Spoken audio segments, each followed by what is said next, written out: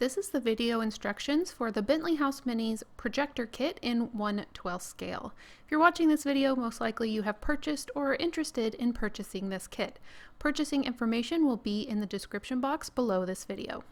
Here is what you will receive in your kit: one mat board sheet, 2 paper sheets, one acetate sheet that has a paper backing that you will later remove, one cotton round so that you can clean the edges, 2 toothpicks, and you will also have 1 string and the instructions within your kit.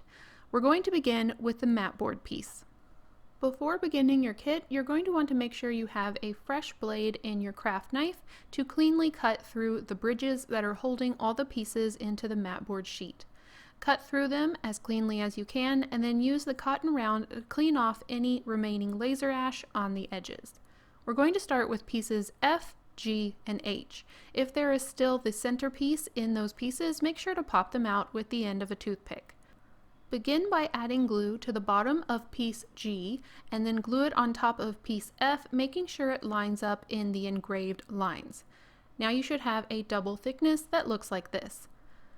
Next, add glue to the bottom of piece H and line that up on top of piece G within the engraved line. The elongated hole cut into each one of these pieces should all line up so that you can see through the piece once everything's glued together. We are now going to use pieces L, M, and K. If there are any remaining laser cut pieces in the holes, make sure to pop them out with a toothpick before going forward. To begin putting this part of the projector together, you're going to add glue on top of the surface that says Glue 1. This is going to be piece L that we're first adding glue to. Then you're going to take piece M, which says Glue 2 on the face, and you're going to stick that on top of piece L. Next, you're going to add the second layer of glue onto the piece that says Glue 2, and then you're going to stack piece K on top of that piece. Make sure all the edges line up as cleanly as possible, and then set it aside to dry. Next, remove 2 pieces marked I from your mat board piece. You're going to add glue onto one of these pieces and stack the other piece on top so that you have a double thickness. Once that's dry, you can add some glue inside of the engraved shape that matches the shape of piece I, and then glue it on top. It's going to look like this from the side. Set that down and allow it to dry. Next, we're going to be using all of these pieces to create the back box for the projector. It's going to be pieces A, B, C, D, E, and EB. We're going to begin with piece C, which is the back of the box. Next, E and EB are going to be the top and the bottom of the box. You need to add glue to the back edge and then glue it onto the face of C. This is how it will look once they're glued together.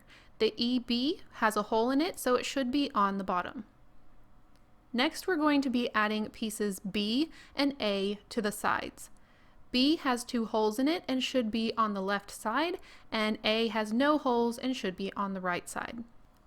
Add glue to 3 edges of A and B and then fit them between pieces E and EB. Now you should have a box that looks something like this. To complete this part of the projector, we're going to need piece D, which is going to be the front of the box, and it's also going to be the way that we attach it to the projector body. It just glues on top of all the edges you previously put together, and this is how it should look once it's all finished. Locate piece 3 from the smaller cardstock sheet. Cut it free from the sheet and then glue it around the edge of piece D that we just installed. This is just a small detail to add to this piece. Once this step is complete, allow all of your pieces to dry completely. These are the 3 major pieces that come together to create your projector body. We will add details after we glue everything together. Start by adding glue to the tab on the very bottom of this piece. This is going to fit into the hole that we created on the base. Make sure to check that it is standing up perpendicular from the base as it dries and it's not sitting at an angle. Once that's dry, you can add the box to the back of the projector. Do this by adding a little bit of glue and slipping it onto the back tab.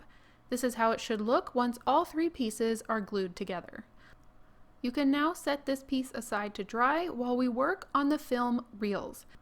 You're going to need all of the pieces from the sheet that says wheels on it, and you're going to need all of the J pieces and all of the pieces in section 5 from the smaller cardstock piece. Each reel is going to be made from 2 wheels, 2 J pieces, and 1 of the small circles from section 5. To make the center of the reel, glue together both J pieces and 1 of the circles from the section 5. This is going to create the correct thickness for the center of the reel so that the film fits on it correctly. Next, add glue to the center of 1 of the wheel pieces and add the center onto the wheel. Then you can add the other one on the other side of the center. And then I like to turn it gently while the glue is still wet to make sure that all the spokes line up. You are going to follow this same process for all 3 reels. You only need 2 for the projector and 1 is an extra. Now is a good time to go ahead and paint the body of the projector before adding any details. I'm also going to be painting my reels. I'm going with a silver, but really you can go with anything you like. I'm also going to be doing a gold finish on the projector just because I think this will give it a classic look. To start assembling the details, first remove all the pieces from section 2. This is going to be a rounded corner rectangle and 2 small circles. I'm going to be adding the circles onto the cutout little holes. This is just a detail that I saw while I was designing this piece and wanted to add it. Now remove the square from section 4 and 4 of the smaller circles from section 4.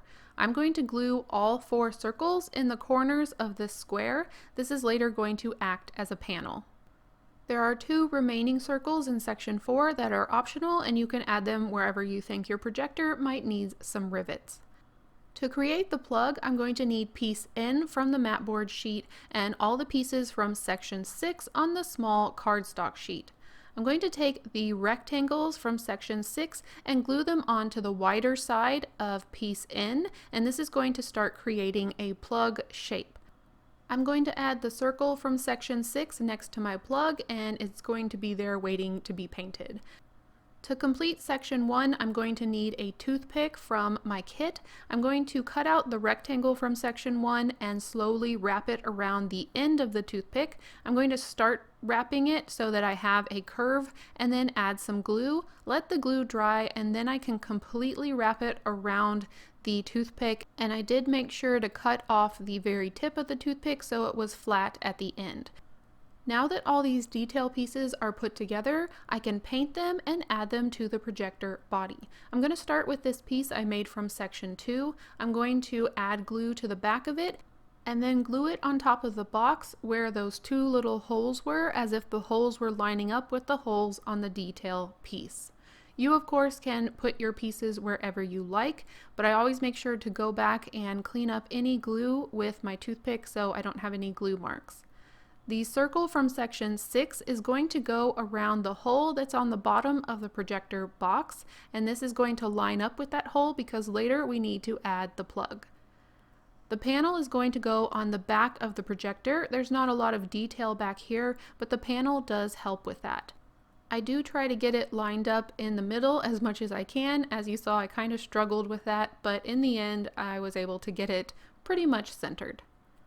Next, we're moving on to attaching the piece we made with the piece from section 1. Even though this kit is non-functioning, this would be the part of the projector that the light goes through the film.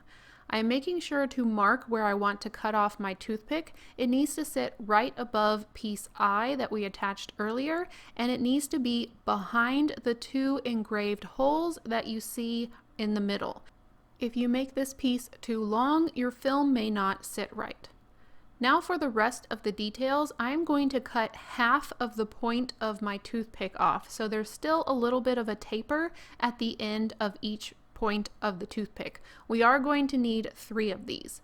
2 of these I'm going to cut a 1/4 inch long, and 1 of them I'm going to cut 3/16 inch long. Of course, you can change these details if you like. To make the painting process easy of these small pieces, I just dip them into paint and let them dry. Now it's time to work on the plug. I'm getting the string out of my kit package and I'm going to add glue to the very end of the string and glue it on the back of the plug. This is going to be the smaller side of piece N. On the other end of the string, I'm using glue and I'm using my finger to straighten it out, and I'm going to allow that end of the string to dry. This is going to give me a stiff piece of string that will make it easier to insert into the projector body. While that dries, I can go ahead and add my toothpick details. I'm adding the piece that is 3/16 inch long into the hole that's on piece I. And the glue is just going to be on the thinner end. This helps it stick into the projector holes. Then the 1/4 inch pieces are going to go in these 2 center holes, and these are going to function as the pegs that hold the film right in front of the area where the light comes out. Now that the plug string has dried, it will be very easy to put into piece EB at the back of the projector.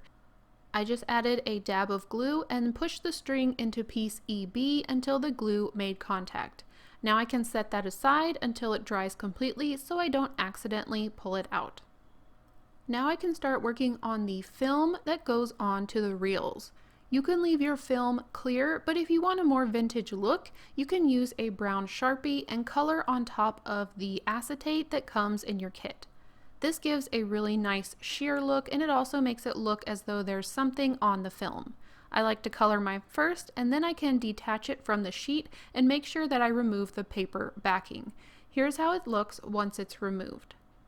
Adding it onto the reel can be a little bit finicky, so make sure that you have some patience ready to go. I'm going to be using Gorilla Super Glue for this so that I know my glue will take hold quickly.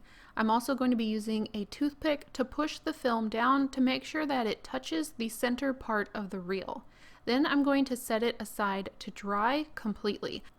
I don't want to pull on the film until it is completely dry, otherwise it will be very frustrating. While my 3 reels were drying, I decided to go ahead and age my projector. I always like to show my finishing techniques, although obviously you can finish your projector in any way you would like to. But if I do show a certain paint job that you like, I like to explain so that you can replicate it if you want to. This is just watered down black acrylic paint that I'm allowing to pool on the surface. Again, I'm using Gorilla Super Glue to continue on with my film reels. Now that these are dry, I can start wrapping them around the reel. Having a toothpick handy during this process is going to be really helpful because you can push the film down in the center. Your fingers will not fit inside this film reel, so the toothpick is helpful.